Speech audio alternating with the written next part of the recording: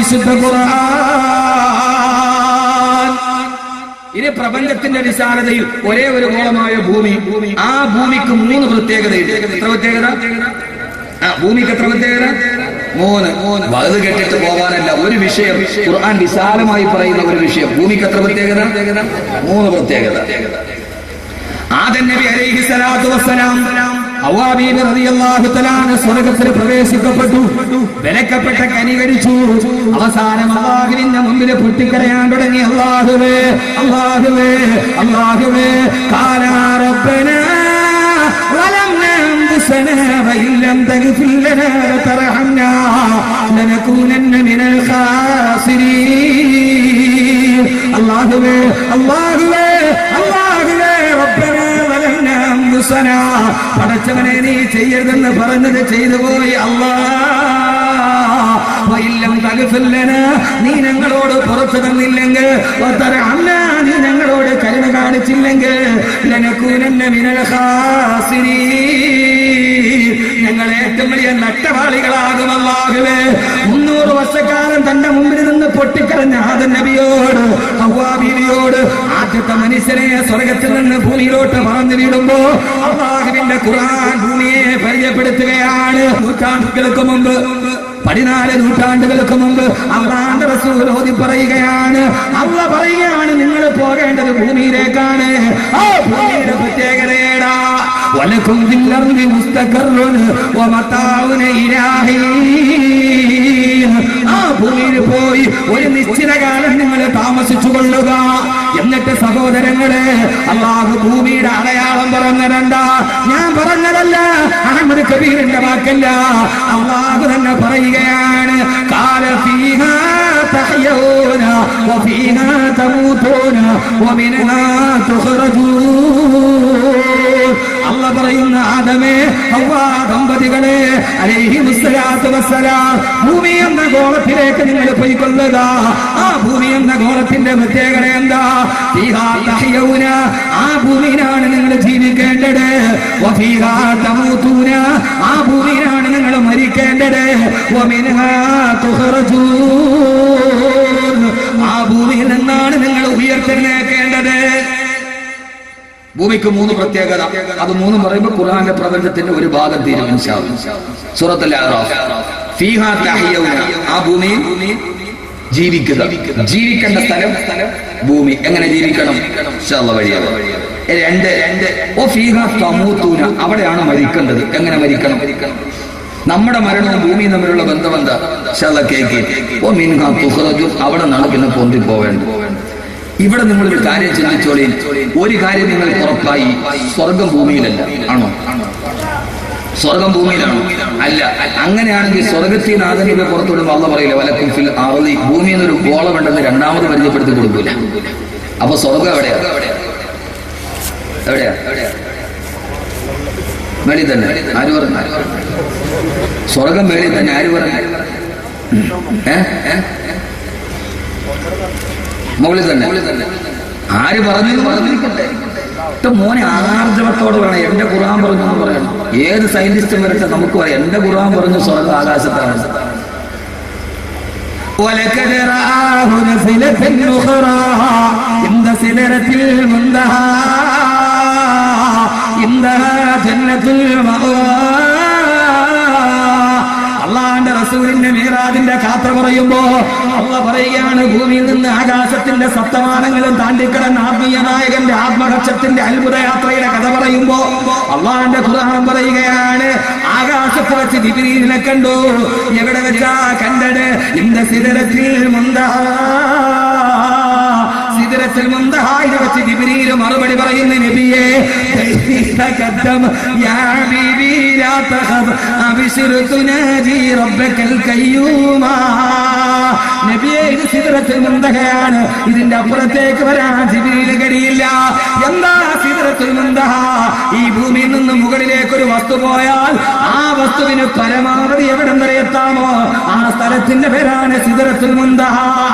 അതിന്റെ തൊട്ടടുത്താണ് ജന്നത്തുൽ മഅവാ. അതിന്റെ തൊട്ടടുത്താണ് സ്വർഗമുള്ളതെന്ന് അല്ലാഹുവിന്റെ വിശുദ്ധ ഖുർആൻ 1000 വട്ടം ആവർത്തിച്ച് പറയുക. ആകാശ ആകാശത്തിന്റെ ഉപരിലോകത്താണ് സ്വർഗമെന്ന് അല്ലാഹുവിന്റെ വിശുദ്ധ ഖുർആൻ. സിദ്റത്തുൽ മുൻതഹ ഏതായാലും നബിയുടെ മേപ്പോട്ടാണല്ലോ മിറാജ് പോയത്. ആണല്ലോ സ്വപ്നം അല്ല എന്ന് വിശ്വസിക്കുന്നെങ്കിൽ നല്ല മുമ്പിലാണെങ്കിൽ നേരെ മേപ്പോട്ടാ പോയത്. മുകളിലോട്ട് പോയി എവിടം വരെ ഇന്ദ സിദ്റത്തുൽ മുൻതഹ. മുകളിലോട്ട് പോകുന്ന ഒരു വസ്തു പരമാവധി അവിടം വരെ പോകും, അവിടെ വെച്ച് നിൽക്കും. അതിന്റെ തൊട്ടടുത്താണ് ഇന്ദഹ ജന്നത്തുൽ മൗഅ്. ഇന്ദഹ ജന്നത്തുൽ മൗഅ്. അല്ലാഹു അലം. അള്ളാഹു നല്ല ബോധം നൽകട്ടെ. അള്ളാഹു നല്ല ബോധം നൽകട്ടെ. അള്ളാഹു പറഞ്ഞു, ഈ ഭൂമിയെ നീ മാന്യമായി നിനക്ക് ജീവിക്കാനുള്ള സ്ഥലം. അള്ളാഹു ഭൂമിയിൽ മാന്യമായി ജീവിക്കാൻ മനുഷ്യരെ നമ്മളോട് ആവശ്യപ്പെടുന്നു. നമ്മുടെ ജീവിതം മാന്യമാണ്, നമ്മുടെ ജീവിതം മാന്യമാണ്. ശരി, ഇനി നമുക്ക് ഫീഹാ തഹ്യൗന അത് മാത്രം ചർച്ച ചെയ്യാം. നമ്മുടെ ഹയാത്ത് ഭൂമിയിലാണ്. അള്ളാഹു നല്ല ഹയാത്ത് തരാം. അള്ളാഹു പറഞ്ഞു, ഭൂമിയിൽ ജീവിക്കുമ്പോൾ നീ ഒരു കാര്യം ചെയ്യണം. ഭൂമിക്കൊരു പ്രത്യേകത ഉണ്ട്. എന്താ സാധനം? ഭൂമി വെള്ളത്തിന്റെ മുകളിലാണ്. ഭൂമി പറഞ്ഞ മനസ്സിലാവുന്നുണ്ട്? വെള്ളത്തിന്റെ മുകളിലാണ്. ആ വെള്ളത്തിന്റെ മുകളിൽ കിടക്കുന്ന ഒരു സാധനം, ആ സാധനം എപ്പോഴും ആടിക്കൊണ്ടിരിക്കും. ഇപ്പൊ വെള്ളം നിറച്ചൊരു ബക്കറ്റിൽ റബ്ബർ പന്ത് കൊണ്ടുവിട്ടതിന്റെ അവസ്ഥ എന്താ? അതിങ്ങനെ ആടും. വെള്ളത്തിന്റെ മുകളിൽ കിടക്കുന്ന ഒരു സാധനം ആടും. അതൊരു കായിക കുല്ലിയാണ്. അതൊരു പൊതു നിയമമാണ്. വെള്ളത്തിന്റെ മുകളിൽ നിൽക്കുന്ന ഏതൊരു സാധനം ആടും. 7 മണിക്ക് ആടുന്ന കണ്ടിട്ടില്ല? അതും വെള്ളത്തിന്റെ മുകളിലാണ്. അതൊരു കായിക കുല്ലിയാണ്. വെള്ളത്തിന്റെ മുകളിൽ കിടക്കുന്ന ഒരു സാധനം ആടുക എന്നുള്ള ഒരു കായിക കുല്ലിയാണ്. അതൊരു പൊതു നിയമമാണ്. 7 മണി കഴിഞ്ഞ് അതകത്തോട്ട് പിന്നെ അവൻ അതേപോലെ ബാലൻസ് തെറ്റി. ഖുർആന്റെ ഒരൊറ്റ ആയത്ത് സൂറത്തുൽ മുൽക്ക് എന്ന് ഓതുന്ന സൂറത്താണ്. പ്രിയപ്പെട്ട സഹോദരങ്ങളെ, അല്ലാഹു പറഞ്ഞു, ഈ ഭൂമിയെ ഞാൻ വെച്ചിരിക്കുന്ന ഒരു വെള്ളത്തിന് മുകളിൽ ആടുന്ന സാധനമായിട്ടാണ്. ഏത് സമയത്തും ഈ ഭൂമിയെ അതിന്റെ നിയന്ത്രണം നഷ്ടപ്പെട്ടു പോകും. വെള്ളത്തിന് മുകളിൽ വെച്ചിരിക്കുന്ന ഒരു ഗോളം, അതാണ് ഭൂമി. ഗോളാകൃതിയാണല്ലോ. ധ്രുവങ്ങളിൽ മെല്ലെ പരന്ന് മുകളിൽ ധ്രുവത്തുപ്പി അണഞ്ഞ് ആട്ടിക്കയും അണ്ടാട്ടിക്കയും മേളിൽ താഴെ നിൽക്കുന്ന ഒരു സാധനമാണ് ഭൂമി. ആ സാധനം വെള്ളത്തിന്റെ മുകളിൽ കിടക്കുന്ന ഒരു പെണ്ണുങ്ങൾ ഇങ്ങോട്ട് നോക്കുക, ശാസ്ത്രം തന്നെ കേൾക്ക്. ഈ ഭൂമിയുടെ ബാലൻസ് ഉടനെ നിന്നെ കറണ്ട്. എന്റെ പൊന്നു പെങ്ങളെ, നീ എന്ന് മാറിയോ നീ ബാലൻസ് വിടും ഭൂമിയിൽ. ഇത് വെറുതെ ഞാൻ പറയുന്നല്ലോ ഖുർആൻ, വെറുതെ ഞാൻ പറയുന്നല്ലോ ഖുർആൻ. നിങ്ങൾക്ക് മനസ്സിലാകുമെങ്കിൽ മനസ്സിലാക്കി. ആ സാധനത്തെ അല്ലാഹു പറഞ്ഞു, ഞാൻ ഇങ്ങനെ പിടിച്ചു നിർത്തിയിരിക്കുകയാണ്. ഞാൻ എന്റെ വിടലങ്ങോട്ട് വിടും.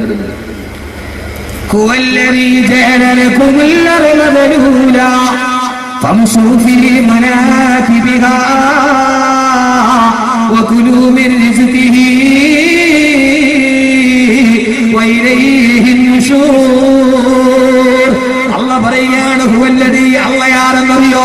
പടച്ചറപ്പാരെന്നറിയോ? ഈ പച്ചമണ്ണിൽ നിന്ന് പടച്ചെടുത്ത പടച്ചറപ്പിനെ തന്നെയാണ് സത്യം. ആഘോഷങ്ങളുടെ മുകളിലൂടെ ആടിച്ചു നിൽക്കുന്ന പ്രിയപ്പെട്ട ചെറുപ്പക്കാരോട്, ഈ ഭൂമി ആസ്വദിക്കാനുള്ളതാണ്.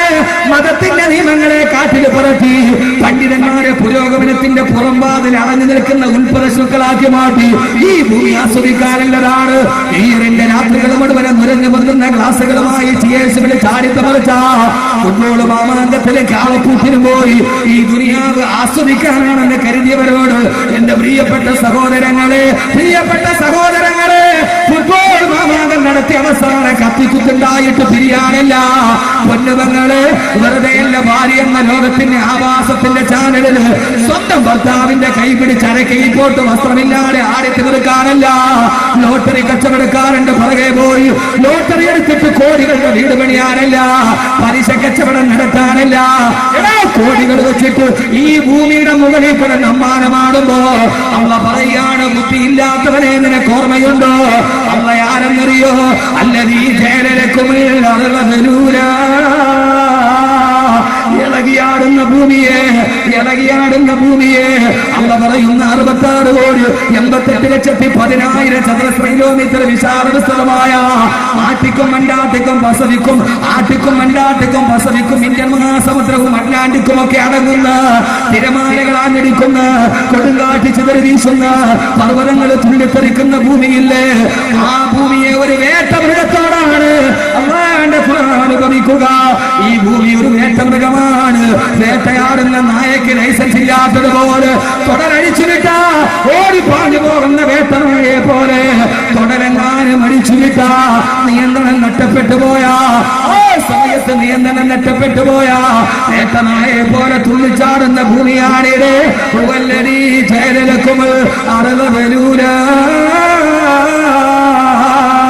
ഈ ഭൂമിയെ ഭൂമിയെ ഒരു ഇണങ്ങിയ മൃഗത്തെ പോലെ നിങ്ങൾ കാക്കിത്തുന്നത് ഞാനല്ലയോ? അള്ളാന്റെ ഖുർആൻ വാഴ്ത്തപ്പെടട്ടെ.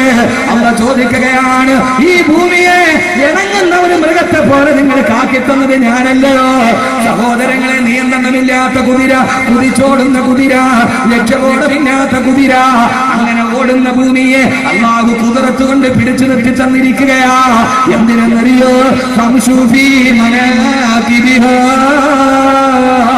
ഈ ഭൂമിയുടെ മുകളിൽ ജീവിക്കാൻ വേണ്ടി, നിങ്ങൾ ഈ ഭൂമിയുടെ മുകളിൽ ജീവിക്കാൻ വേണ്ടി. അതോടൊപ്പം തന്നെ ആവർത്തിച്ച് ഈ വാക്കിനടിവരയിടുക. സഹോദരങ്ങളെ, സഹോദരങ്ങളെ, ഈ ഭൂമിയുടെ മുകളിൽ അല്ലാഹു വെച്ചിരിക്കുന്ന ഭക്ഷണം നിങ്ങളെ കഴിക്കാൻ വേണ്ടി. സൂറത്തുൽ മുൽക്കിന്റെ ആയത്താണ്. നിങ്ങൾ മാന്യമായ ഭക്ഷണം കഴിക്കാൻ വേണ്ടി. ഏത് ഭക്ഷണമാണ് കഴിക്കേണ്ടത്? ഖുർആൻ തന്നെ പറയട്ടെ, യാ അയ്യുഹല്ലദീന ആമനൂ കുലൂ മിനത് ത്വയ്യിബാതി വഅമലൂ സാലിഹാ. ഈ ഭൂമിയുടെ മുകളിൽ നിങ്ങളുടെ സമ്പാദ്യം ഹലാലായിരിക്കണം. എന്നാണോ സമ്പാദ്യം ഹലാലാവാതിരിക്കുക? എന്നാണോ സമ്പാദ്യം ഹലാലാവാതിരിക്കുക? പ്രിയപ്പെട്ട ചെറുപ്പക്കാരെ, സഹോദരങ്ങളെ, എന്നാണോ സാമ്പത്തിക സ്രോതസ്സിന്റെ വിശുദ്ധി നഷ്ടപ്പെടുക?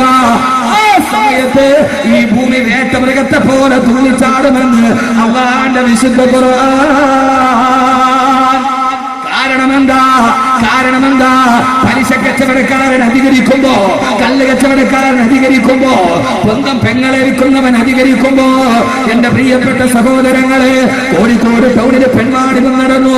45 വയസ്സുള്ള സുമയ്യ എന്ന പെണ്ണിനെ അറസ്റ്റ് ചെയ്തു. അവളുടെ കൂടെ അറസ്റ്റ് ചെയ്യപ്പെട്ട പെണ്ണാരാ? 12 വയസ്സുള്ള പൊന്നുമോളാണ് അറസ്റ്റ് ചെയ്യപ്പെട്ടത്.